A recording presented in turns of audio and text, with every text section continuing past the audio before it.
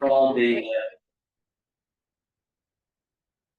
good evening, everyone. I'm going to call the special meeting of November 2024 to order. And the first item on the agenda is the roll call. Melissa, can you do the roll call, please? Yes. Commissioner Cabreros. Present. Commissioner Fedor. Present. Commissioner Isaac. Present.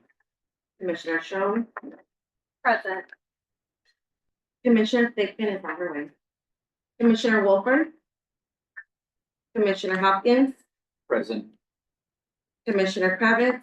Present. Commissioner Newby. Vice Chair Davis. Chair Stickler. Present, and Commissioner Thigpen just arrived. Okay. Okay, the next item on the agenda is the Pledge of Allegiance. Let's all stand and face the flag.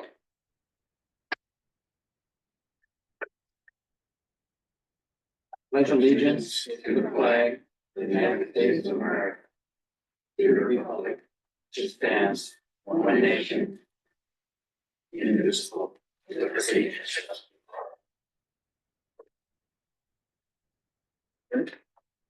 Thank you. The next item on the agenda is the acceptance of the agenda. Do any of the commissioners have any issues they wish to discuss in terms of the order? Do they wish to amend the order, add items, or remove items from the agenda? If so, please let me know. If not, I will entertain a motion to accept the agenda. Is there a motion? I so. Thank you. Yeah. Second. Thank you. All in favor, signify by saying aye. Aye. The agenda is accepted by acclamation. Next item, item number 5, the approval of minutes, and those will be the minutes of the October 17, 2024 regular meeting of this commission, and they are in the second tab, I believe, in your books.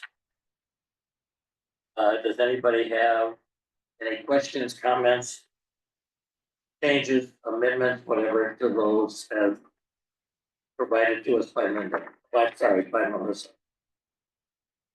If not, I'll entertain a motion to accept minutes, approval of the minutes. So moved. Thank you. Second. All in favor, signify by saying aye. Aye. And any opposed? If not, by acclamation. Who was the first? If not, those minutes are accepted. The next item on the agenda, item number 6, is public comment. This time has been set aside for members of the public to address the Measure J Commission on agenda items and items of general interest within the subject matter jurisdiction of this commission. Although the commission values your comments pursuant to the Brown Act, it generally cannot take any action on items not listed on the posted agenda. 3 minutes are assigned for each speaker. Commissioner Newby, just like.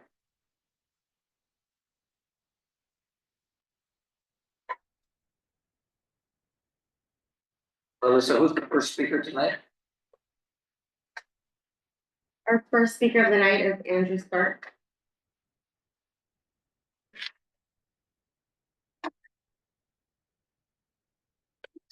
Thank you for coming. Please identify yourself and who you are here on behalf. Good evening. My name is down a little bit. My name is Andrew Starkey. I am here in reference to a Measure J submission on behalf of Palm Springs Stadium and deferred maintenance for Palm Springs Stadium. Additionally, I've worked over at Palm Springs Stadium for the last 21 years operating the Palm Springs Power. I've witnessed what has not taken place over the last 20 years and has become deferred maintenance. Whether it is the plumbing from the leaks or from the floods that we get every time it rains, if it is the lack of maintenance that has taken place on the playing surface that has its dips that do not allow us to bring in high-level tournaments, major collegiate events because of the playing surface. The sound system has not been updated in over 20 years. The weather the wiring, it all needs to be retaken care of. The outfield wall, when I came here 20 years ago, it had holes in it. The solution was, let's put new plywood over the front of it with 8-inch long nails. 20+ years later, it was rotted in the desert sun, and it strongly needs to be replaced. The batting cages, there's no roof over the top of them. I'm not saying a roof that provides shade, I'm saying a roof that prevents baseballs from leaving. The netting is replaced every single year. The elements that we have here, cause it to break. You don't know when it's gonna break and the ball goes out. Public parking lots, the field of play, it needs to have chain link fence put over the top of it. The air conditioning units, I've been here 20 years. They've been putting baling wire and chewing gum on them for 20 years. And the city's maintenance department has implored me to please make sure this is a part of the presentation, that those get replaced, not just the HAC unit with the swamp coolers, because they run out of baling wire and chewing gum to replace and fix those items. The projects all combined for anywhere from about $600,000 to $850,000. This is not any money that goes into anybody's pocket. This is the city taking care of their facility and bringing it back up to an acceptable standard by the city's standards. My presentation has been, was the #1 priority for the Parks and Recreation Commission. It's been supported by the current city manager. It's been supported by the interim Parks and Recreation Director, as well as the Facilities Department and their staff. I know you're not taking any action tonight.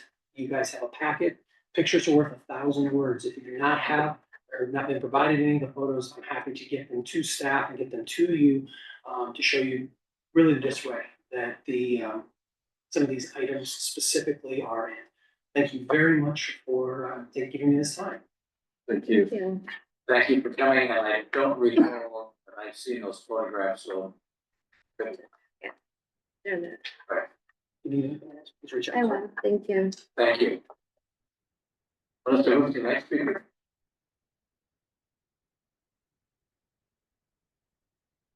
Next speaker of the night is Jane Dot.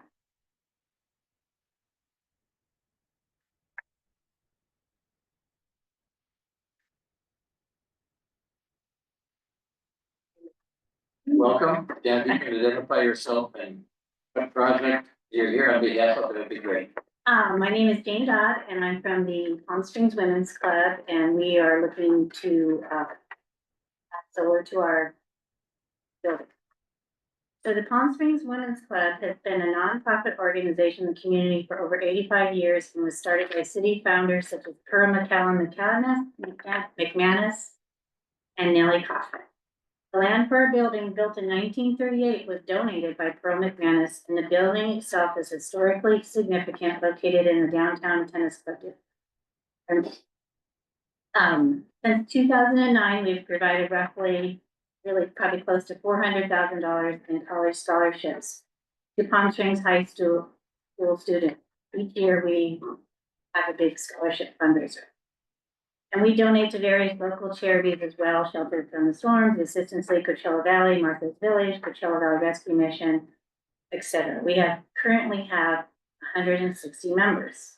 The clubhouse serves not only its members, but the community as a whole. The building contains a stage, full kitchen, and patio area. It can accommodate weddings for up to 200 people and is frequently rented for special events, weddings, and theater performance productions. Desert Performs is currently there, and we all know their movie.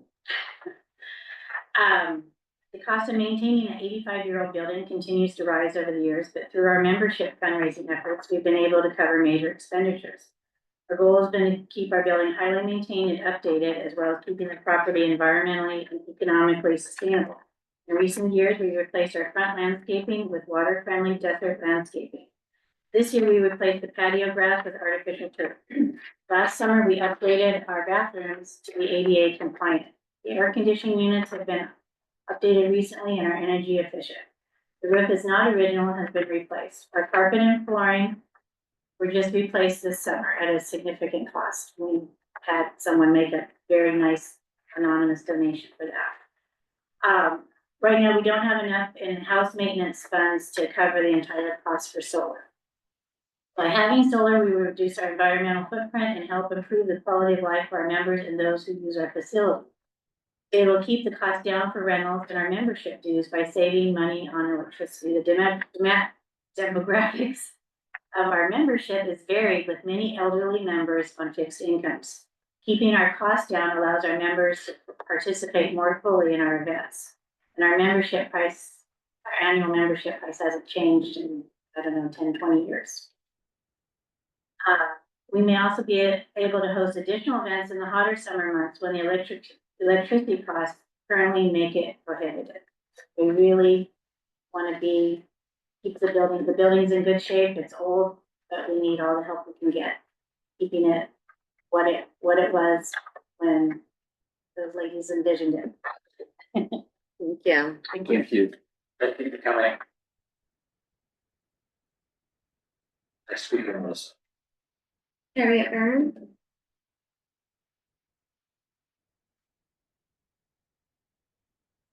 Hi.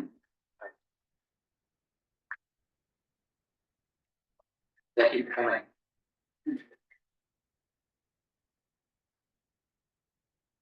Thank you for the opportunity to address the commission. Oversight Center submitted a request for funding to be applied to the cost of installing solar canopies in our parking lot. If funded, the project will be the fulfillment of a long recognized need to mitigate Oversight Center's utility costs, and as importantly, make a very public, very visible commitment to alternative energy sources. Concurrently, the project will provide the city with a significant public platform for its ongoing dedication to sustainability. The canopies will deliver added value to Mizell Center and Sunrise Park visitors alike, giving much needed protection to the largely tree-free, shade-free parking lot. This summer in particular, as record-breaking temperatures lingered well into October, it was difficult and dangerous for seniors to get into their sweltering vehicles. Unable to touch the door handles or the steering wheels, it was more than an inconvenience. It was a health hazard. Funds not going to Southern California Edison, projected to be half of the more than $64,000 we spend each year, will be redirected to one of our most important cost centers, our programming. The costs associated with offering 45 to 50 diverse classes, programs, and activities every week are not covered by our modest class fees. Rather, we keep our fees low to ensure access for as many seniors as possible. Additional funding will keep programming affordable while providing for more no-cost activities such as movie series and weekly live music. An added benefit to installing solar canopies is that we're required to have accompanying battery storage. This means that in the event of a localized or citywide emergency, Mizell Center will be able to continue to serve the community.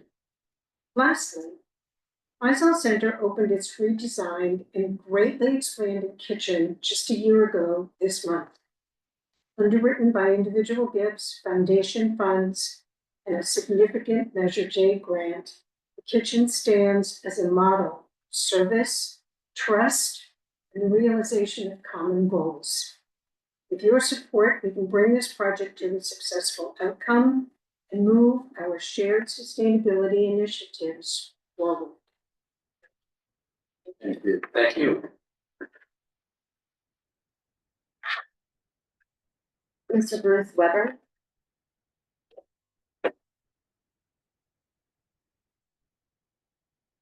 Thank you for coming. Please identify yourself and who you're on behalf of. Bruce Weber, I'm the president of the Desert Art Center. We are the oldest art organization in Coachella Valley. We have over 75 or 400 members currently. We do art classes for the middle school art kids free. We have started a program for high school students now. That will be free, college preparatory. We are looking to two things. Insulate the ceiling of the building. There is no insulation between the rafters and the roof, the interior roof. During the summer, our building with air conditioning will get over 100 degrees with our air conditioning going. The one thing is we're asking for insulation on the ceiling. We're also asking for trees to shade the east side of the building. When the sun comes up, it comes right through the building and hits the wall, and our temperatures will rise well over 100. And it takes us about to 11 in the afternoon to get it down. And by then, the exterior temperature has gotten, we just need to shade the building. At one point, the city had trees there. You can walk around our property now and see 16 stumps or where trees were there that have been lost over the years and never replanted. So if we can shade the side of the building, we will decrease the costs. We spent $15,000 this year on solar blinds to help keep the heat from coming into the building, but that's still not enough. So we're trying to mitigate our costs. 5 years ago, our bill was $8,000. Last year was $26,000 in utilities. So whatever you can do. Thank you. Thank you, appreciate you coming tonight. Jonathan Lorenzo Yorba.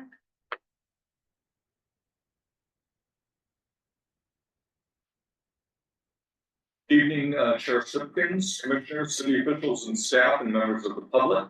My name is Jonathan Lorenzo Yorba. I'm the Senior Manager of Grants at the Center. I'm here tonight on behalf of Mike Thompson, our CEO, who thanks you again for considering our Measure J community initiated project titled the Center Solar Shade Structure and Rainbow Bike Racks. I would like to specifically thank Commissioner Jeff Newby, who, like Commissioner Linda Bueller, conducted a site visit to see firsthand what the center hopes to accomplish with much needed Measure J grant funding. Commissioner Newby asked how many panels will be on the shade structure. The number, according to Hot Purple Energy, is approximately 60. I also told Commissioner Newby that Hot Purple Energy would be able to mobilize quickly should the center be awarded a Measure J community initiated project grant, and that the project would be completed under a year.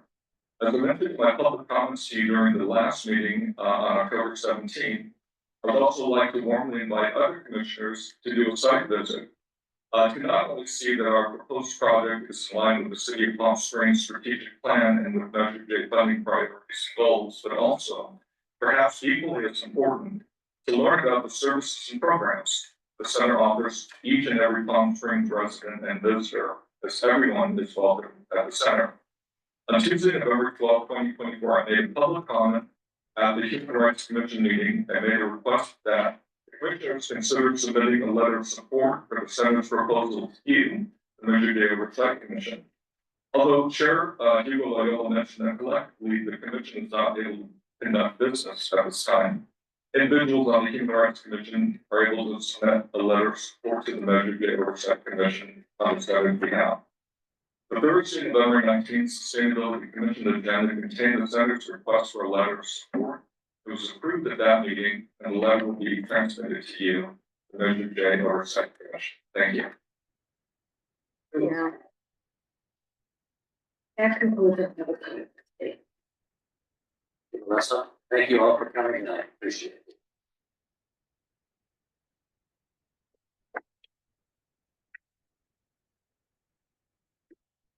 The next item on the agenda are comments from Measure J Chair, and I do have some comments tonight, so bear with me for a few moments.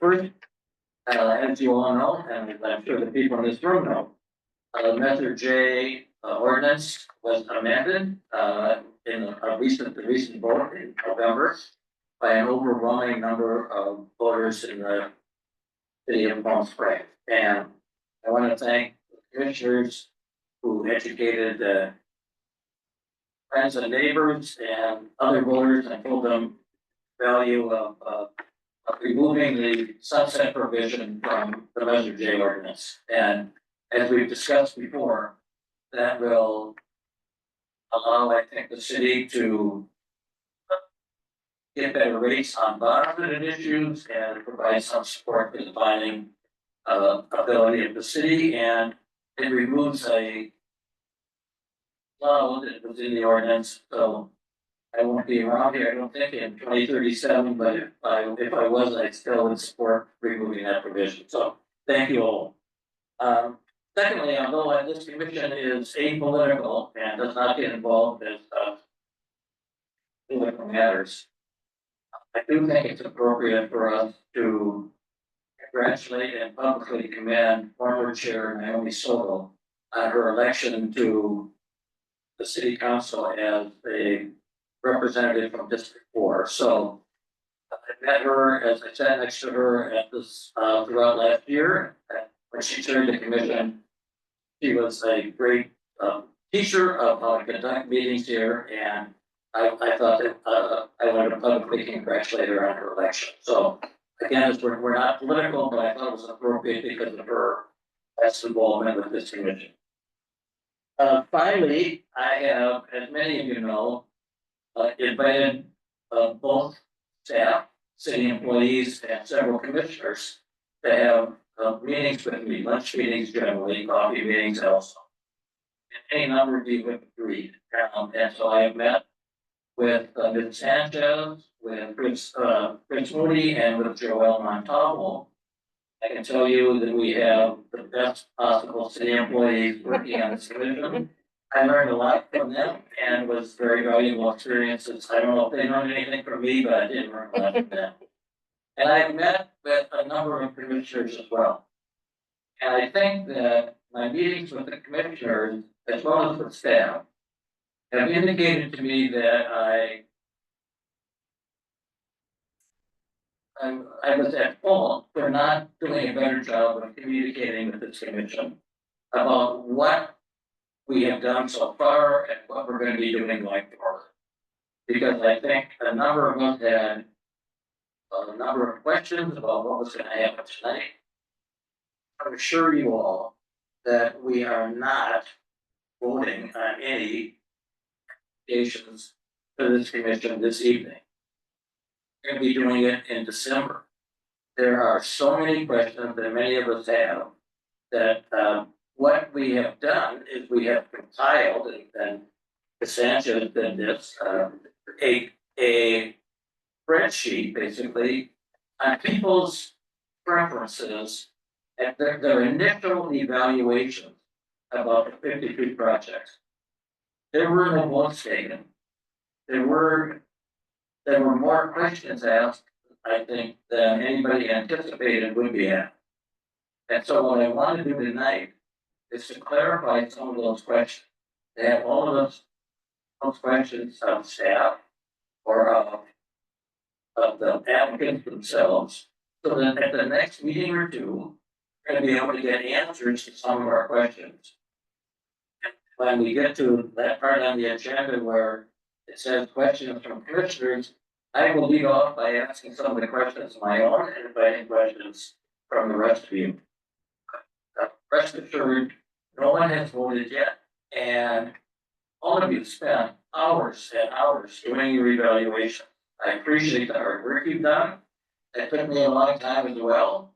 Everybody spent lots of time doing it. They were very thoughtful analyses, but they were not votes. So with that, let's move on to the agenda. That concludes my comment.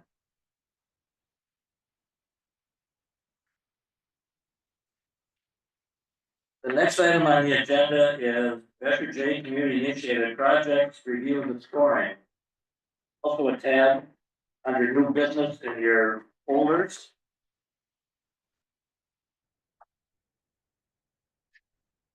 Again, the purpose of this, I think, as staff and Vice Chair Davis and I envisioned it, was to just get an idea of which projects that people really think were merited further review, which ones were sort of in the maybe category, and which ones were in the maybe not category. And that's kind of what we did. So Ms. Sanchez has put together the 7 or 8 that are strongly considered. I think in doing it, Ms. Sanchez, correct me if I'm wrong, if there were 5 or more bullets that were in the strongly considered, then those went into the strongly considered. if there were 5 or more votes in the do not consider category by commissioners, it went into the do not consider projects. But again, I want to stress, none of those are final selection. The night vote or maybe ever vote on almost 7 or 8 of those projects that are strongly considered and agree to fund them. We may have questions about them. We may decide to move them into another category. So that's what the first 2 spreadsheets show, the number of votes and the number of projects in each of those categories. And then if you turn the page, tabulation of projects is 1 through 52, and it shows how each commissioner voted without identifying the commission. So that we're able to see which projects require more information, or where commissioners would like to have more information, which ones were not considered, which ones were recusals, and which ones were sort of in the maybe category. And so that's what this spreadsheet represents. It is a document to work further off of and not a final document by any stretch of the imagination. So with that explanation, do any of the commissioners have any questions of staff concerning either of the tabulations that are provided tonight? I do have a question. For the ones that said need more information, how do we go about requesting information, or who requests the information that's needed? A great question, Commissioner Kinkin, and that's one of the things that is in my list of questions, which we're gonna ask when we get to, I think, the next item on the agenda after Commissioner's general comments and questions, which is 8B. So each of the commissioners can then, I guess I preface this, Commissioner Kinkin. Thought would be and perhaps unproductive for each of us to send lists of questions directly to staff and say, well, listen, can you answer this question for me, when 2 or 3 or 5 of us may have the exact same question. So, and I know that Commissioner Kravitz has already put together his own list of questions. So I thought that rather than do it in a repetitive fashion, we would throw them all on the table tonight, try to sort of formulate them into a common question on each topic that we're asking about, and then give staff time to answer, or to go to the applicants and say, we need more. How did you come up with this number? How did you figure it was gonna be $318,201.35? Because there's no supporting documentation behind your application. So that's, I think, what we're planning to do mostly this evening, is to figure out how to answer those questions. Okay? Did that answer your question? Yes, sir. Thank you. Any other questions with commissioners about the spreadsheet?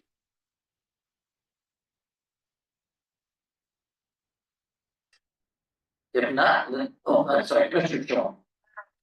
I noticed that there was a number of projects that exceeded the $500,000 recommended amount.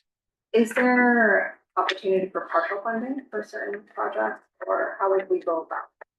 That's another great question, and something that I think we're gonna have to answer to go around tonight.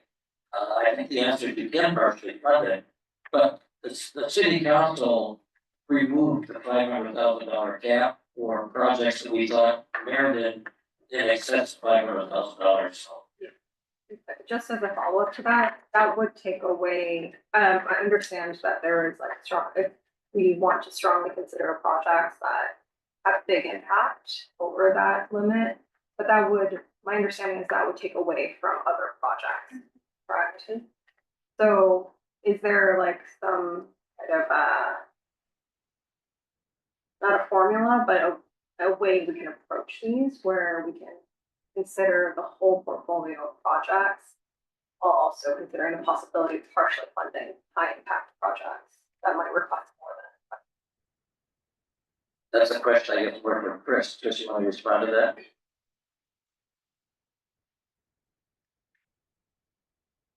Yeah, the commission can do what they want, which is fine, but I think that we have to be careful in that we understand if we're gonna fund partially the project, is it gonna meet the commitment of the applicant? I think that's the only thing I would add to comment is that maybe you approach the applicant or have that, ask them that question, we don't want to fund you 1 million, we want to fund you X amount of dollars, is that gonna help you out with this application? Commissioner Sean, one of the criteria that we set in reviewing these applications is there's going to require future funding from Measure J Commission. So I think what Krista said sort of answered that question. If we go back to them and say, we're not going to be able to fund this in the future with this much help you, then we're getting an answer that will help us decide how to go forward. Any other questions by any other commissioner?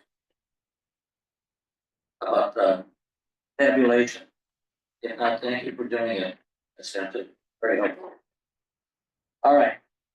That leads me to I think the next item on the agenda is questions. So I'm gonna throw mine out and you guys can write them down if you want, so you don't ask the same question, but we're all gonna have, I think, slightly different questions and they're either gonna be a applicant to answer or the people on this table to answer or the city employees to answer. So let me go through my list of questions.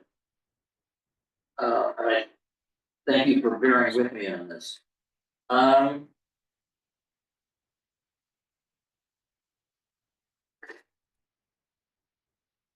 do we handle applications where the applicant failed to designate which, if any, of the evaluation criteria that the form called for were provided?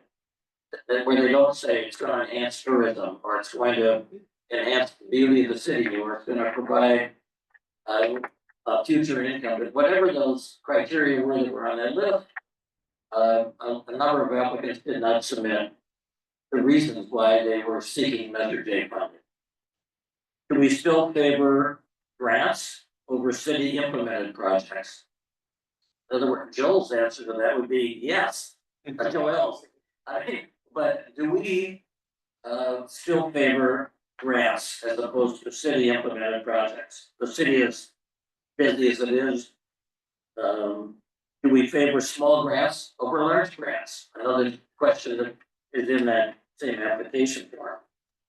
Since we're not experts in a number of fields, at least we don't have, I think, general experts on this commission.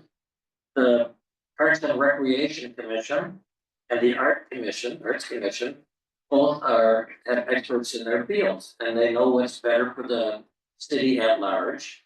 How much weight do we give recommendations that are provided to us by Arts and Rec or the commission or the department?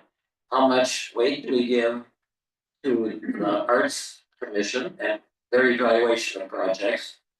And if a project clearly calls for work in a park or it clearly calls for art and it hasn't been submitted to those appropriate commissions, do we want to first refer to those commissions before and get their recommendations before we decide whether or not to fund it? Parks Commission may say that's not appropriate in our parks, and yet we might not know that and provide a number of dollars for a project that the Parks Commission does not want to implement. That's just an example. How do we deal with multi-phase projects or feasibility studies?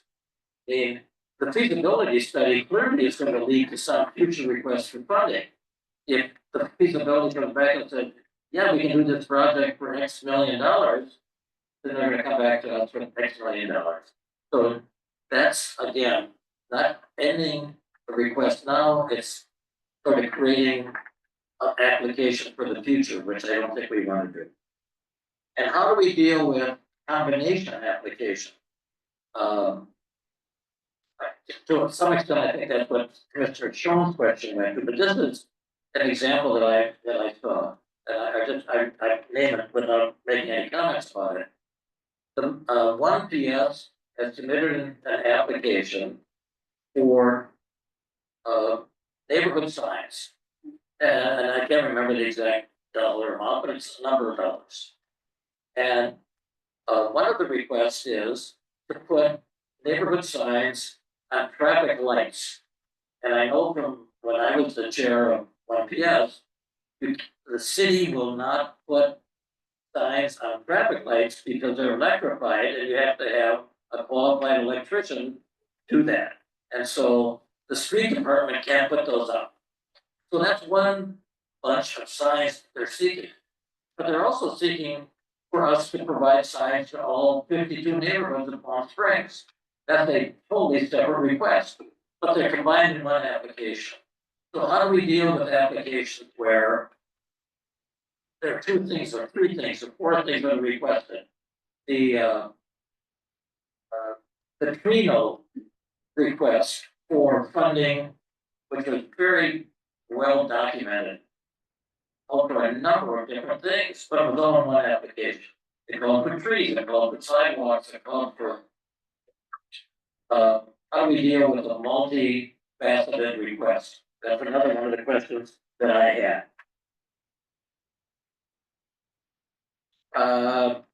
And then the question that was asked by, I believe, Mr. Thigpen. When we need more information, and there are a number of these where we need more information, probably the majority of them. Who do we direct a request to? And what do we want? I mean, one of us may want one thing, and another of us might want another. One of us might say, there's no documentation for this. Another may say, it's a multiple project, can you split it in half?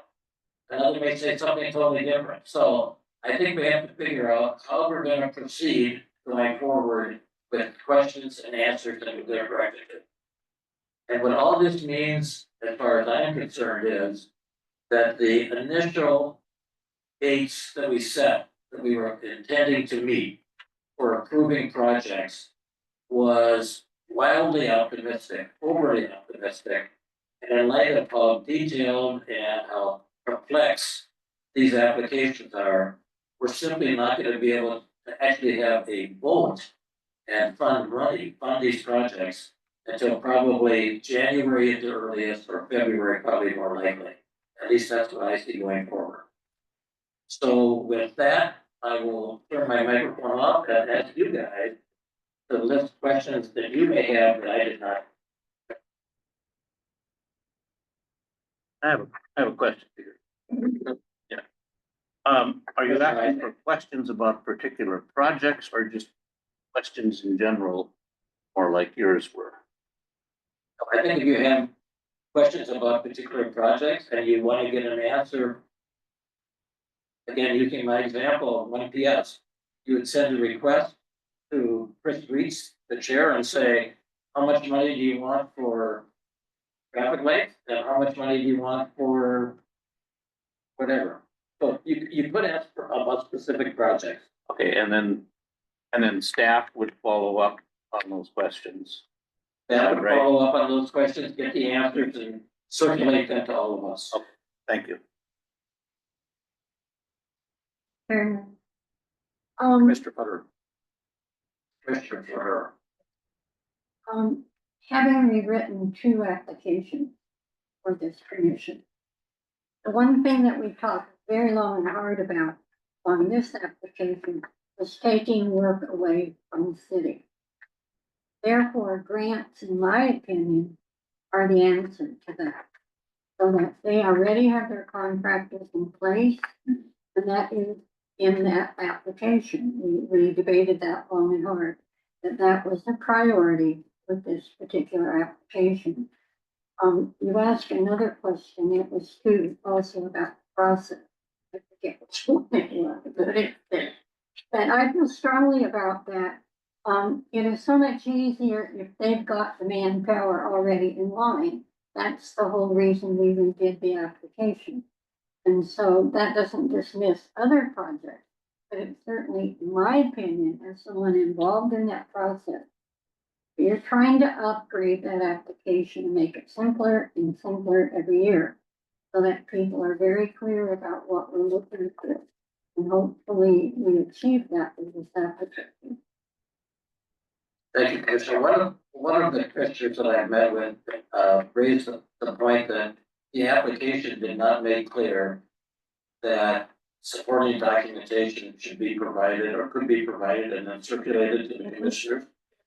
And, maybe some of you other commissioners would like to address that question as well. Yes, I had that concern when I was reviewing projects, and I looked through the page again, with the application, and it does ask people to be as detailed as possible. But then but it only allows one field to describe the projects that's limited to 1,000 characters.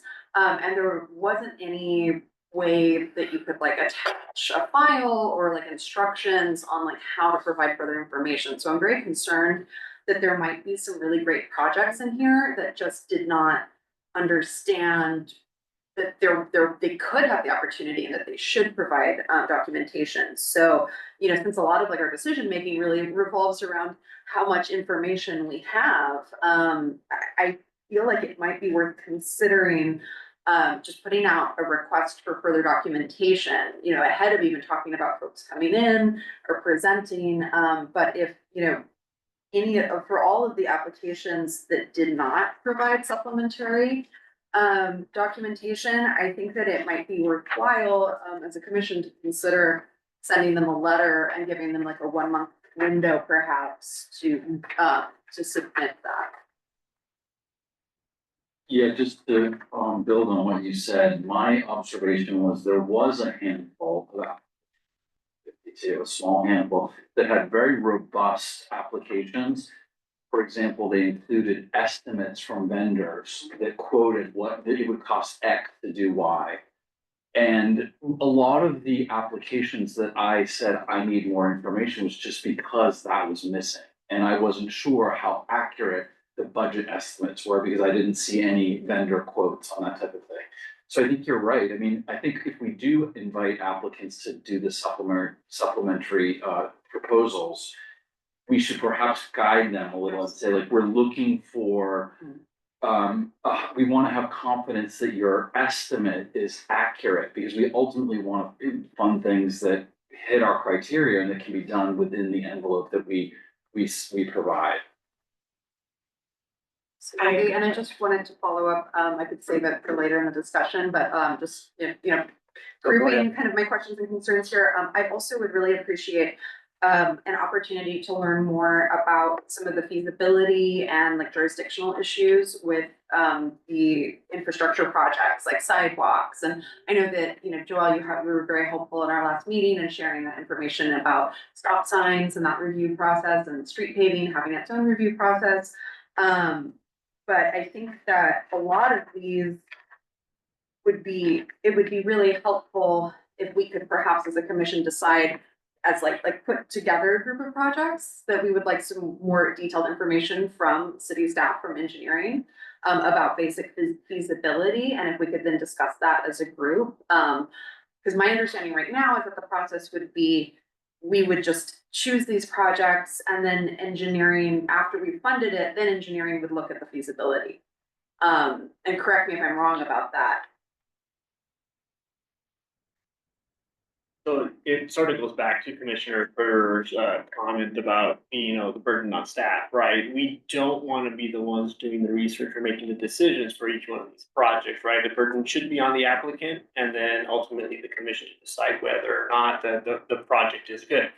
Of course, if there are questions about those projects, if they're capital, if they're something that the city would do anyways, then I would be more than happy to answer that. But I don't want to dive into the merit of the request and the actual funding amounts, if they're accurate or not. It would essentially be me analyzing the project and telling the commission, here's what you need to do, or the applicant, and that's really not what this open application is for. It goes back to the documentation. I thought it should have been clear that the more documentation, the more information the commission has to make their decisions, right? The folks that didn't put in the work, those applications are not considered. So what I'm hearing is that now they're going to be given an opportunity to make their applications more robust. And then the commission decides on that information, not those merits, whether the application is valid forward. Yes, once you approve it, and if it is a capital project, I then will then take in and say, okay, there's this much money, it really is not feasible to do it for that much, it has to be more, and then I'll come back and create a project, because then I have to create a project, I have to analyze it, budget for it, put it in my capital fund, it then becomes a 2, 3, 4, 5 year project in the future. So there's a lot of steps beyond, what's in front of you today and what you'll get when you get this, that information with additional help for information. But that, thank you, that is really helpful, and I completely understand what you're saying about the merit of the projects not being, you know, something that staff can or should weigh in on that basis, that's really the commission's decision. But when I look at something like a sidewalk project, it would be helpful to understand, you know, if is this 100% on city land? If I look at something like a sewer project, like, does the city already have an existing process for this? Like, so those kind of questions, I think that if we could narrow those down and then, you know, set aside time to go over that as a commission, I think that might be helpful. Joel, I think, I agree with Commissioner Wolper. It'd be helpful if we had some general guidelines, like anything that has to do with streets, putting in speed bumps, putting in stop signs, 4-way stop signs, putting in curb cuts or whatever it might be. Those are issues that are regulated by the traffic department, and it doesn't make a lot of sense for the commission at this point to approve those projects if they haven't gone to the city first and said, I'd like to put a 4-way stop at this corner, can I do it? So that would be helpful to us, and I don't think it would take a lot of we're not asking you to evaluate specific projects. But I know that there are some requests to repave streets or to fix streets. And you and I have talked about this for the last 6 years. There's an elaborate process where all the streets are graded and you work with Desert Water. Just sometimes move things around a little bit so that you don't tear up the same street twice. But by and large, somebody comes to the commission here and says, we'd like you to fix our streets, they're going to the wrong place. They ought to be coming to you, not to us, right? So those are, I think, the general guidelines that Commissioner Wolper and I are looking for, rather than, can you put a sidewalk in at this cost at this time? Right, no, and I think I understand, and yes, I would our department will look at it, and if it's not us, we would then transmit it to maybe clerks or other departments to answer those questions, but those questions should be specific, and it should be a commission as a whole asking those questions. And we would answer them for sure with whatever we understand is being asked of us, provide a response. Thank you, appreciate it, thank you. Commissioner Newby. Thank you. Yes, I have a couple general questions, and one is kind of off of one of the chair's questions, and that is consultants. And in many cases, when you have a capital project, you do need a consultant to help define what that project might be. And since we fund capital projects, as a consultant considered capital. So is a consultant something that we would fund? And similarly, I saw two applications that looked to me to be more like programs as opposed to capital. So, you know, those are just a couple questions I had, and then I had one specific that was about arenas, and there are always rumors flying that that's tribal land. I don't know whether it is or not, and that the tribe has plans for that land. So I think that's information. If we're going to possibly consider that project, that's something that we should be aware of. That project was the one to improve the lighting, and that correct? Is that project? And generally upgrade area? Yeah, and general and upgrading it. Yeah, I don't know the answer. That's a good question as well. Any other, Mr. Krebs? I know you had some questions that I want to call on you. Which did you and I haven't talked about this. Which ones did you have? Are you sure you want to open this door? I do. Okay. No, mine are more legal questions. A few of these projects involve existing litigation or litigation that has recently ended. And I'm curious from the city attorney if we should be providing funds to either side, if it seems like we're taking a side in the issue. And I'm alluding to the Oswald Trust. because that's going on right now. And then we have the Maryland statute that just ended and the city was involved in that. So I'm curious how the city attorney weighs in on that. Another question I had dealt with using public space for-profit businesses. So for instance, someone wants to install a bunch of, I'll just use an exercise equipment at one of the parks. But the attendees are charged a fee to utilize that equipment. So I'm worried about the exclusive use of that equipment. And let's say the Commissioner Federer and I want to show up and use it. Are we excluded from it? So are we setting the precedent for that? Sorry. She would like to. And I assume you're talking about the G-Force application questions. I am. My personal history with this is when COVID started, the city I worked for, the parks were being used because people had to be outside. So yoga classes, art clinics and things like that. But they were charging the participants fees to come to the park to do that. And we were getting complaints at the police department that people couldn't utilize the space because these other groups were there and charging fees. So just curious what the city attorney has to say on. I'll leave you with those. I was just thinking, I thought part of the process when we had, Parks and Rec or Art Commission, that those would immediately go to the commission to read and come back to them with their, referral. That's my memory, the status is here. That's what I thought. And what was the other? I would say this is why we are all here. And I think, your personal judgment about a project is what makes this commission move. Not all of us will think maybe that's a great idea for the reason that you just brought up. Others would say it's a fine idea. So sometimes you just go with what you know, you do your own homework, you go visit. You all know I visit projects and find out what the needs are and don't fit the criteria. So, and I think, Chairman, that looking at that application one more time, this is a good discussion. Where have we not been clear? I thought we cleared up a lot of things, but obviously there's some things we haven't cleared up. Maybe we need more direction in that application. Here.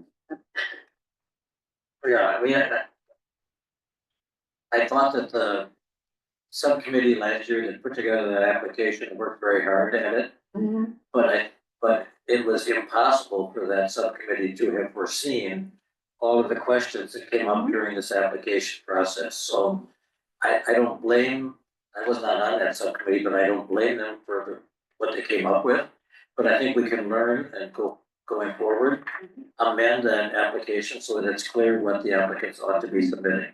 And a number of these questions hopefully won't be repeated again next year. We have the same process. I think also our projects are becoming really more well-known, like 1PS. They had a big meeting and everybody talked about that each and every meeting. Neighborhoods coming forward. So our projects have grown in scope and in development, and people are, I think, far more aware now and far more sophisticated about what they're forwarding to us. So it's not that we didn't know when we wrote it. We know more today, sitting around the table. And, take notes, Mr. Chairman, so that when you revisit it again, you can be more specific and more direct about how we want it to go. This is going to be with us for a long, long time. And I think it is the time to listen to the problems and correct them so we eliminate those for the next round. Eric, can I interrupt just for a second, please? So some of the questions I'm hearing, like a lot of them that you said, Chair, I think we should throw that back on the commission, let the commission decide. I don't know that city staff can answer a lot of those questions for you. I think some of them, like how do you treat that needs more information? What does the commission think that we should do? the question you had on the fees in public, we can certainly ask the city attorney that question too, but I think what does the commission want to do in that case? Do they consider it to be a project that we want to move forward? Have the applicant come in, explain, is he going to charge it or not? So I think we can throw a lot of your questions out to the commission for discussion. If you would like to do that tonight, fine. Want to wait to another meeting, fine. But I think I would take a lot of these things and give it back to the commission and let the commission decide. When you say, Commissioner Isaac? when you say the commission, this commission, Correct. And if there are things that you would like another commission to do, then we could probably approach the city staff liaison to that commission and ask them if they could approach their commission and ask. Let me ask the commissioners generally. Tonight was the first night you heard my questions and the first night that I heard many of your questions. Do you want to spend another half hour talking about some of the questions and trying to come up with a common question to ask either the applicants or staff? And try to get at least something accomplished tonight in the next half hour that we have. Go down. If I may, I think it might be helpful for us to talk about those kind of the questions, not really about specific applications, but these sort of like value decisions, right? Of like what we're prioritizing. I mean, I had a similar question to Commissioner Newby about like a project manager. Like, is that appropriate for Measure J to fund? Again, I know like the previous commissions have really emphasized like projects that are like lasting, right? So, would some of these like technological upgrades qualify? So I think it might be helpful for us to kind of hone in on some of these as a commission. And then again, if we could, formally decide to request additional information, then that would probably set us up very well in our next meeting to really review these projects and actually get into the specifics of the projects. Right, and I appreciate the fact that both Commissioner Isaac and Commissioner Kravitz had basically the same question, which is, what's our position about funding projects that basically make it easier for somebody who is in a property to make more money? Is that something that we want to get involved in? And I know one of the applications that was actually withdrawn was the application by the Kitty Cafe, who wanted us to take over, to give them money so they could acquire more space, clearly so that they could enhance that business. And I think based on that, they withdrew the application. So I can address that. I went to visit her, and that is not the case. I without her permission, I really don't want to speak directly to it. But her application, not only does she rescue cats, which have a room away from the cafe, I guarantee that. She hires disabled people. And at the age of 23, our adult disabled people are out of the school district and they're on their own. And their Rogers and her husband they wanted to build a kitchen, a commercial kitchen. And they're trained these adults how to work in a commercial kitchen. So unfortunately, the projects were publicly seen by the public. She received some really scary feedback from that. So I went to see her and had a wonderful time, and she does tremendous work with cats, but also this is her mission to hire these adults who are too old for public school and our work programs that we offer. And she has been licensed to do this, and I'm really disappointed she didn't follow through. So it wasn't just about cats in the business. It was what she and her husband, who is quite an interesting person on his own, are giving back to the community. So that's, I really have to defend her. That application was withdrawn, correct? He was. Yes. Oh, so we're not considering that. Yes. Okay, And it that's was not- helpful. Yeah, I want to make certain publicly that that was not for her business, okay? It was for a service she is providing for disabled people to learn how to live in the. go ahead, Mr. Wilbur. Oh, I think, yes, this is kind of an interesting topic about, we're prioritizing nonprofit versus for-profit.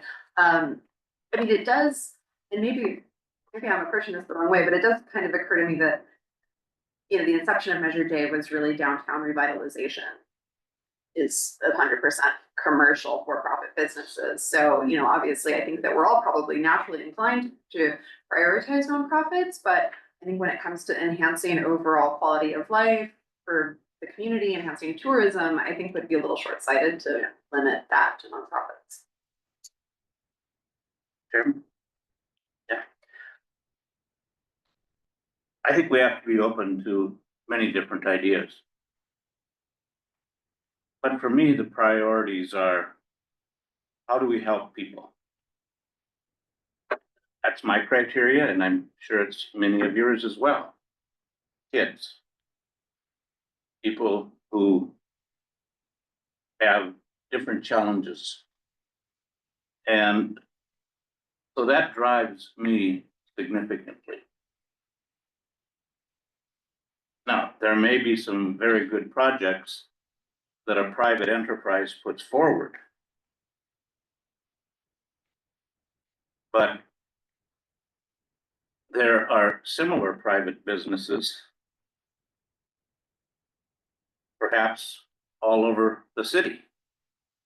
How do we distinguish? To help one private business, it's a competitive business. I have so many questions about one of these applications. I could probably take us till 7 o'clock, but I'm very concerned about using city funds, taxpayer funds, to help private businesses where there are other private businesses in competition. That's getting into a very slippery slope for me. And I'll just be upfront with you all because I think we need to be. Thank you. Well, Ms. I would Montclair? like to address the ones that we have. I mean, we can go on and on and on about the ones that were rejected and things like that, but the ones who did take the time to submit their applications, I think that we should collectively come up with what additional documents that we think are needed or that would help us narrow down our recommendations. Because if I'm not mistaken, we're just recommending this to council and they make the final decision. So I don't think we should get so personally attached to these. We're just gathering information from the applicants and putting it all together in a way based off what we individually think we would recommend and submitting it to the council. I don't think it's wise for us to get too personally involved with the applications because it kind of gets us off track with the ones that weren't even included or withdrawn. Just Mr. Shaw? just to sort of add on to Commissioner Wolfer's request for more documentation. I have a feeling based on what I saw the applications, certain applications may have just not had any document. It was just like, I will fill out the form and submit and see what happens. And some folks maybe were not. And so it could have been clear to that if you do have more documentation, it will be a stronger application and people were just, not going to put that effort in or didn't have the information at the time. But I would just second the idea of providing a little bit more time and leeway for additional information. Second, in terms of like helping the most people, or what is the greatest good we can do with this money, is in terms of our recommendations. I think I saw some things I saw that were done really well in certain applications where there were numbers behind this, this many people, X amount of people can't come to this type of event. And like we have, Y amount of tourists, Y like the amount of residents, right? And I think that those are really strong applications because even if I didn't like maybe agree or like see the value just by looking at the title, just because it does fulfill the mission of what Measure J, in terms of like greater good and impacting the highest impact for the community. So I think part of that is also, you know, in addition to the documentation, just like really being clear about what is the impact and how many people are, you know, like just metrics, right? Because I think metrics is the most sort of objective way to see some of these outside of just dollars. So I would, yeah, second the idea of providing a window of time to ask for documentation, and the people who do submit more documentation with more detail have that chance to do that. And then I think that would sort of also, to Joelle's point, give us sort of throw these questions back to us and help us really determine what we are going to recommend. Also, on that application, there are 5 or 6 criteria, if anybody has it. You know, is the city going to get something back from it? Is it sustainable? There are about 5 questions that are primary on the application that project should answer. When the city's handing you money, you know, it needs to know where it's going to go and does it meet the city's wishes too. And I don't have the application in front of me, but that was part of it. You go down it and say this doesn't meet the 4 criteria. How many people does it serve? 2, you know, and where do you go with that? Some of that's on the application. We should probably use that also as part of our own personal guidelines. I agree, and to weigh in on that, and just because, Chair, you raised that earlier about how to handle applications that did not specify that criteria.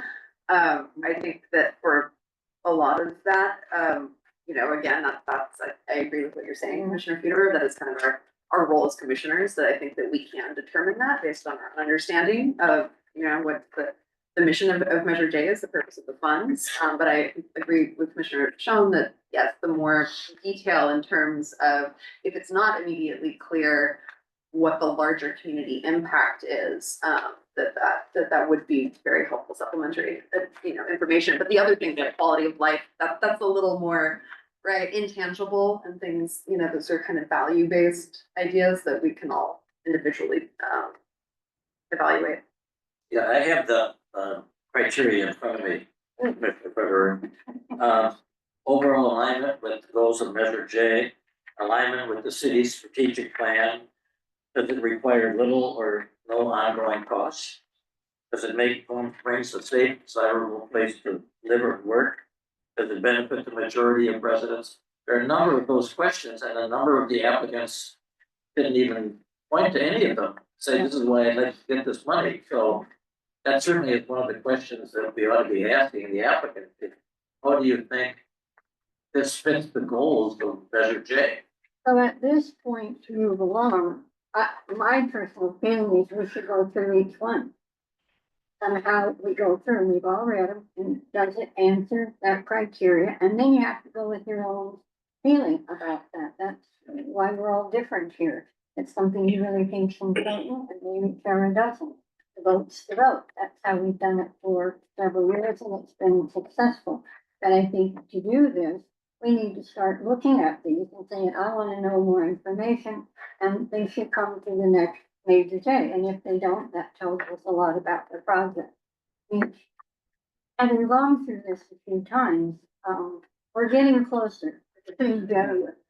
But there's a lot of small detail that needs to be worked out, and I think particularly in the time we're living, the city wants to know where there's money, where their money is going and being spent. We need to be super, super transparent about that. But this is for sure what's happening, and we double check on it. That doesn't mean we go out and boss the construction crew, but it certainly means that you check in and see, you know, that project has been successful. So my suggestion is we really had a good dialogue tonight, but we need to look at each one and start talking. I think that we're called the Measure J Oversight Commission for a reason. It's to have oversight.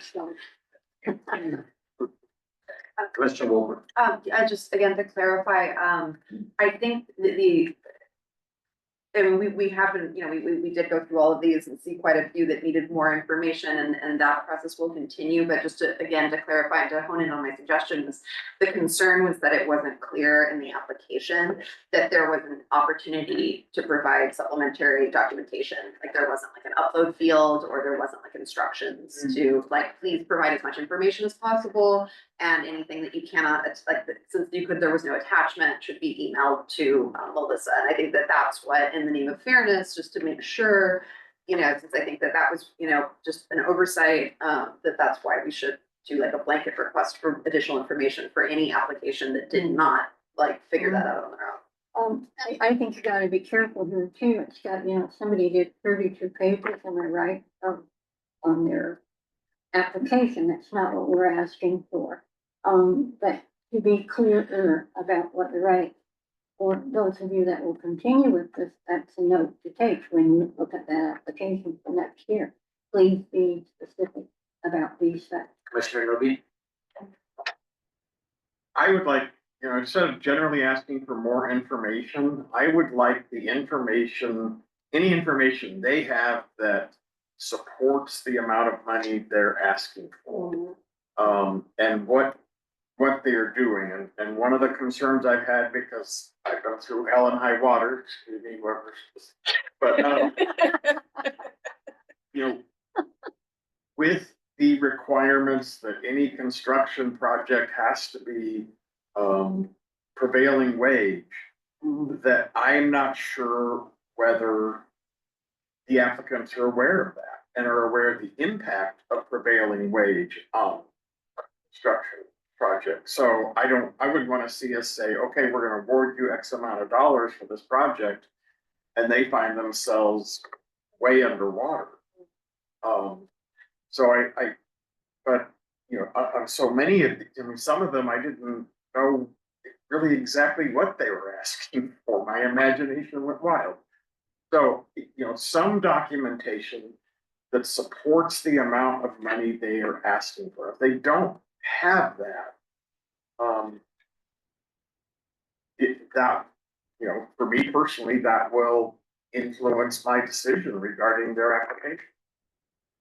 Let me see if I can move this forward, and I'll go on other questions as well. What would you all agree generally that the most common reason why we put down need more information is lack of detail about the funding? Yes. Yep. And so I think if Melissa can look at the compilation of projects where there are a number of, let's say, need more information, send those applicants a question saying, please provide further information about funding. And then if commissioners have a need for other information besides funding, and some of us may, for example, the question that two commissioners asked, which is, should we be funding private organizations or profit organizations or private enterprise? I think is what Commissioner Isaac referred to. That would be a separate question from how much is it going to cost. It's going to be, are you going to be providing? Let's talk about an actual application. The G-Force application that the park board has supported, but which some of us may be opposed to because the guy who runs it is going to charge a fee, right? And that may not be, no, he said no. There is no fee. I'm sitting here being really frustrated because the interpretation of our very extensive application has been. I'm sorry. We're gonna invite you to the next commission meeting. Okay. Thank you. But, so that, I guess that would be one of the questions, would have been, is this gonna be something that's gonna be a permanent fixture in the park and available to everybody to use who wants to use it when it's not being used for whatever purpose it's being put in? So those are the kind, that was the question I was gonna ask, but I'm not sure that answered your question, Commissioner Isaac or Mr. Kravitz. Chairman, just want to ask about process because I think I'm a little concerned about workload for my staff. And so I want to try to be as efficient about this as I possibly can. Because it sounds like there's a lot of projects and a lot of commissioners want to have more information on. And so if we rely on Melissa to go through every one and try to figure that out, I don't think we would want to do that. And again, if there's 40 to 50 applications that need more information, that's still a lot of work. And it's gonna take an extension of time to get projects approved. So I think we need to have each commissioner sort of submit which applications they would like to get more information on, be very specific about your questions and what you would like. Yes. And then we'll try to do the workload of getting the answers back to the commissions, but I'm not gonna guarantee it's gonna be by the next meeting. And this may mean that we're gonna have to reconsider whether we wanna have a meeting in December, because we may not have enough information at that point in time. Correct. Another suggestion I might have is that there are 5 criteria I think to be listed, or the criteria you listed. You send, if we're sending a letter to all applicants, the 50 or so that are here, you list specifically, answer these questions for us, please, in the short paragraph, each one answer. That there's no variation for that, and please provide any additional documentation that supports your application, specifically or especially any documentation for funding. You keep it very straight, and then at that point, that's the end of it. You receive the documentation. If they didn't put in the effort, you as a commission must decide which ones are valid and which ones are not. Because I think what I'm hearing, it's going to grow and keep on growing, and we're never going to be satisfied. So I think you have to put it down, one letter, whatever you get, and then you make the decision on the information you have before you. If it's still not answered, then they didn't do their job, and you move on. So that's, I think, because there's so many of them, you need to be that specific, and you can't continue to ask more questions. All right, Joe, I'm gonna go around the room, it's not considered a vote. I just wanna go around the room and hear from commissioners about whether they think that the idea that both you and Chris have proposed is the right way to go. Commissioner Hopkins? Yes, I agree, and it's what they're saying, what I heard them saying is aligned with what Commissioner Wolfer is saying, right? Let's not overcomplicate this, just to go back and say, give people the benefit of the doubt. And say just what Joelle said, you need to answer these X questions, only 4 or 5, and then we need more detail about where you came up with this cost estimate. For example, have you talked to vendors and have they quoted what the price would be? And it's as simple as that we give them 2 weeks to provide it, or 3 weeks, whatever the time frame is. And then we can go back through the scoring that each of us did, because I've already put some strongly consider. But once I get the business cases for the needs more information, I may sort those into the top 2. And then I think at the next meeting, we can go through the strongly considered and make a decision. Mr. Shaw? I agree as well with this approach where it's very specific, very prescribed sort of list of information. Can we just add like the number of people, whether it be visitors or tourists impacted? I think that will also help clarify. And I think the question itself is posing that, so the posing is that, then it's their duty to answer that. If they don't, then you don't strongly consider it. You move on. Mr. Farmer? Well, I agree. You need an instant process. You could hear me. Years of training. Teacher voice. Oh, yeah. I agree with that. I think we need to tighten this up and get moving on it. And again, a lot comes with our own gut. I'm sorry to say that. It's something that moves you. It meets our criteria, they've done their work, and then we have to make a decision. Thank you. Mr. Carrios? I agree. That was one of my biggest things about the questions I had, is when I didn't see like a hard number, or saying, like when one of the people said, oh, Hot Purple Energy is saying it's gonna be this many panels. I was like, okay, looks like, they know what they're doing, versus just, oh, it's 500,000 or it's 1 million to 3 million, 1.3 million. I was like, so, and I do think the pressure should be on them. If they want the project, then they need to do the footwork, and they need to show that they're ready to implement the project. Yeah, I agree, and Commissioner Hopkins really captured it, that again, I'm not, the suggestion is not to burden Melissa with a lot of work and to have her reviewing projects. I think that just a blanket, I'm just concerned that there were applicants that did not realize that they had more than that 1,000 character, field where they could describe their project, and there were a few where I read the description of their project and it seemed to refer to attachments, but then there were no attachments, right? That's my concern, and whether, you know, what specifically we want, this and that, I don't think we should overcomplicate that. I think just reopening that window and just letting those applicants know, you know, that they have an additional like 30 days or whatever, 2 weeks, whatever we wanna do, to submit that and making it as simple as possible, then we can feel good about that like there was a clear understanding, and then we can say, okay, this is the information, and if they did not provide detailed information, then they're not likely to get approved. But just to clarify, yes, I think we want this to be as simple as possible. Thank you. Commissioner Newby? Yes. Mr. Crowley? That was a great answer. While not wanting to prolong this process, it is so helpful when they come and present. Cause I'm sure like the very quick question could have been answered tonight and done. But I know if all 52 projects show up, we're gonna be here till next June. But if there's a way to just encourage those that may come in, like Jonathan's been here the last 3 meetings or so, and it's just so I know some of these projects because of that. If we can put that into the email, I'm sorry for those of you that don't want to be here all night. With respect to inviting people to come, I think rather than invite people to come before they have submitted the information that we're getting now, would be a waste of time, because we may have people show up whose projects we're not even gonna consider. So let's postpone the invitations for the next meeting after we get that information. Totally understand. Mr. Anything? I agree, but I just have one clarifying question.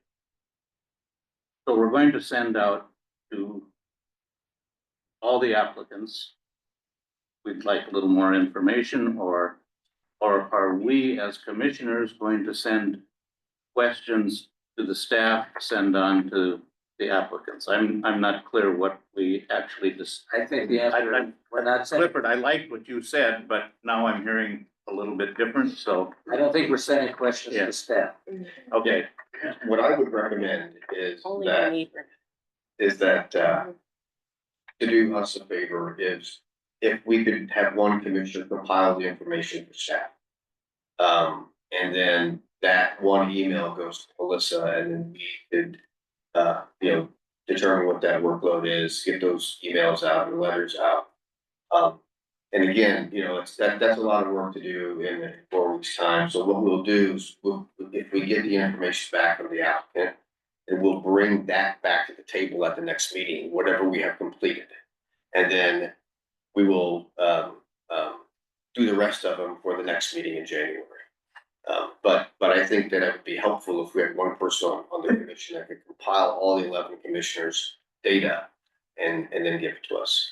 So can I add to that, or at least try to? Or subtract to it. Yeah, so if we go back to sending the one letter with questions, right, answer these questions that are part of the application. Provide any documentation that you feel you forgot to add or will address or elaborate on how you came up with your numbers. I think once we send that out and you receive all that information, it may resolve most of your questions, right? If after that round, if there are now specific questions on those that are strongly agreed or agreed, you compile those questions into, and then we send those out. And that moves on the process. We don't want to do that right now. So I think if we go back to just the one letter, answer these questions, provide additional documentation, it may answer most of your questions, and then we just move on and we narrow it. So I think that'll help everybody. I like that idea as well. I'm gonna be actually traveling for the next 3 weeks. I don't know if Commissioner Davis is watching all of this on an airplane flying home, but if so, I was gonna give her the job of doing the calculation. But I think that, Chris, I think it would be best just in any application where there's a commissioner who said need more information, just to send that letter out. In the applications where people submitted 34 pages or 19 pages of documentation, I suspect that we're not going to be asking for more information from that particular applicant. But if a commissioner wants some information other than financial data supporting then they ought to let me or Vice Chair Davis or Alyssa know that they have a question about a specific project where they need information other than financial documentation. That makes sense? Yeah, I think so. I just think there's more question. With the need more information is very, If you're overwhelmed, let me know or figure out how to deal with it, but. again, I would just, Hopefully you won't be overwhelmed. I just request that a commissioner compiles the data and the information and sends it to us. And I was gonna say, we can, when we send the email, we can be specific as to how much information we need. So we're just requesting the questions, if we're sending that as a big generic email and additional supporting documentation. And we can keep it, or we can request to have it no longer than 5 pages or 4 pages or 3 pages, just to keep the information to a minimum, to allow time for us or whomever to review it and get it to the next person. But we can define how much information we're looking for. We have the questions, and then if we're saying we need additional financial information, we can specify a cost analysis or whatever it is that we think, just to give them a look. Because if we leave the question vague, like you said, we'll get all types of information, and then we'll be right back at this table again, trying to decipher the information that they sent us if it doesn't meet a set criteria. Mr. Newby? My yes was set up the letter with those questions that we had in the application and any underlying documentation they had regarding how they came to the cost. And then that will give us enough information, once we receive that, don't receive that information, that tells the story. If we do receive that information, then that helps us adds, there's more there for us to make a decision. My concern about having a commissioner come up with all these questions is they're gonna be on the phone for several days talking with everyone because they wanna make sure they have everything covered.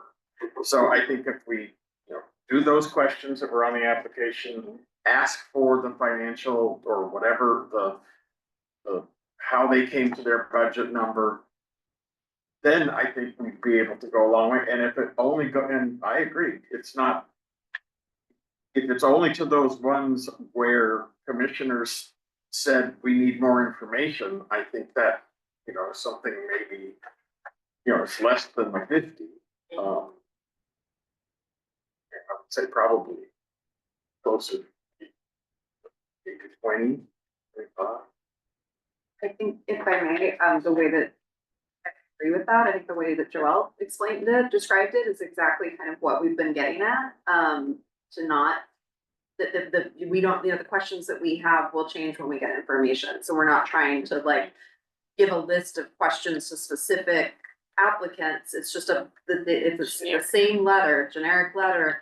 And I think that maybe, we could either do it, either, I have a feeling that probably all of these had at least one person say need more information. I think that, and I should have looked at this, but I think that the projects that did provide supplementary information, I think that was maybe about 10 or so people that emailed that in. So maybe just the applications that didn't send anything, just a generic letter letting them know that this opportunity exists. All right. Well, Yeah, I just wanted to say that to make it even less complicated, send it to everybody.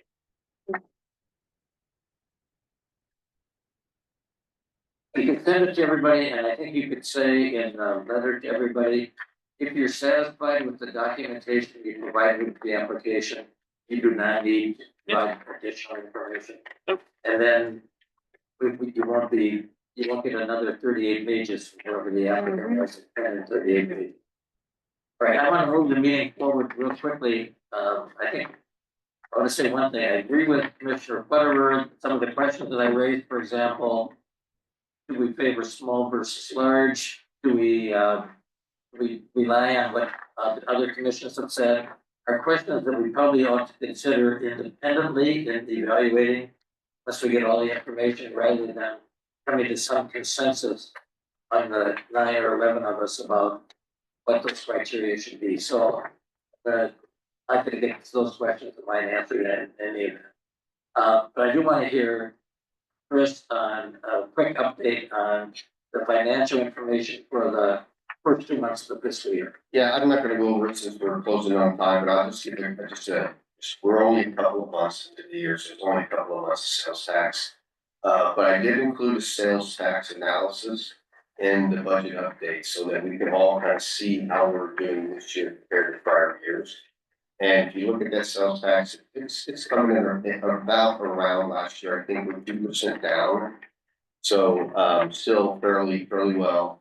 As far as the expenses in the budget update, most of them are from, the streets project. Joel had a $9 million contract with our street repair. And a lot of that carried over to this fiscal year, the budget carried over as well. So, that's just a quick update. I did do a forecast. In the budget update, you can see the forecast. I've reduced revenues to be more in line with what we got last year. So costs are kind of remaining the same. So that's the update. Thank you very much. Appreciate it, Chris. With that, we are now at public comment of non-agenda items. There's nobody here to make those comments. So, number 10, staff, Measure J Oversight Commission members and requests. Do any of you have any requests other than what we covered tonight? If not, I appreciate our very robust discussion that we had. I thought it was very helpful, and thank you all for coming, and we'll see you. Oh, I guess one of the questions we need to ask is, we want to have a meeting in December. Will we have enough information back by then? Or should we shoot for 2 meetings in the month of January? So, thoughts quickly. December, I prefer December. December, let's not wait. Yeah. Let's get it moving. Okay, Yeah, we may not have everything, we may not have everything compiled for the commission, but we'll give you what we have. yeah, perfect. We'll see you on December 19th. Thank you very much for coming.